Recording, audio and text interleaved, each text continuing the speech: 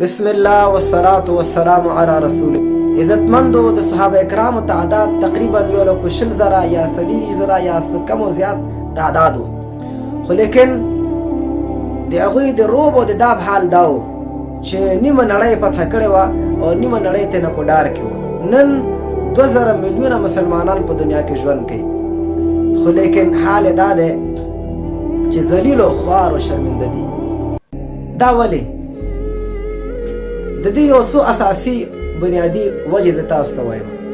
اوله وجه دا ده، صحابه کرامو آخرت هدف جوړ کړی و، دنیا یې ضرورت ګڼلو، که پیدا شو صحیح او که پیدا نشو غم به یې نه کولو.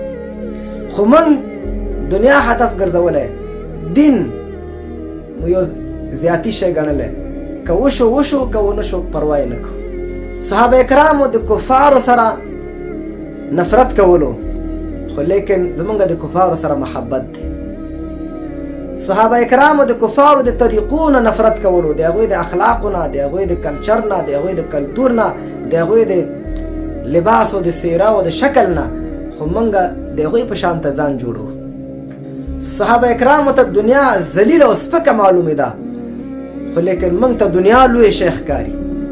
صحابه کرامو به د دین دپاره د یو حدیث دپاره په میاشتو میاشتو مزل کولو، موږ د دنیا دپاره په میاشتو میاشتو مزل کوو.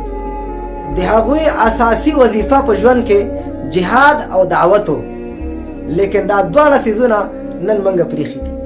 صحابه کرامو چې د دنیا کار کوو هم دین به یې پکې لټولو، خو لیکن موږ چې دین کوو هم دنیا پکې لټو. صحابه کرامو به چې نیک اعمال کولو نو الله ته به په ژړا و چې ربه دا عمل رانه قبول کړي، لیکن موږ چې نیک اعمال وکړو نو موږ وایو چې کله به وحی را نازلیږي.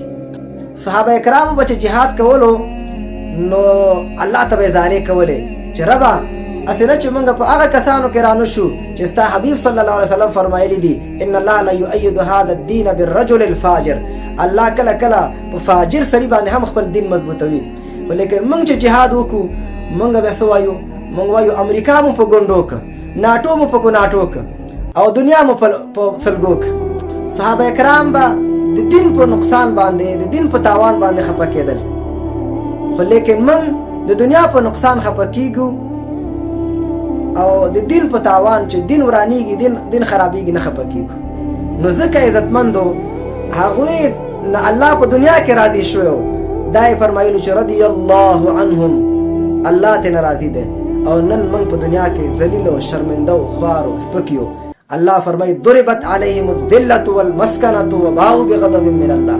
دا لکه څنګه چې د بني اسرائیلو په باره کې دی، زموږ او ستاسو په باره کې هم دی. نو الله دې موږ او تاسو ته د صحابه کرامو د اتباع توفیق نصیب کړي.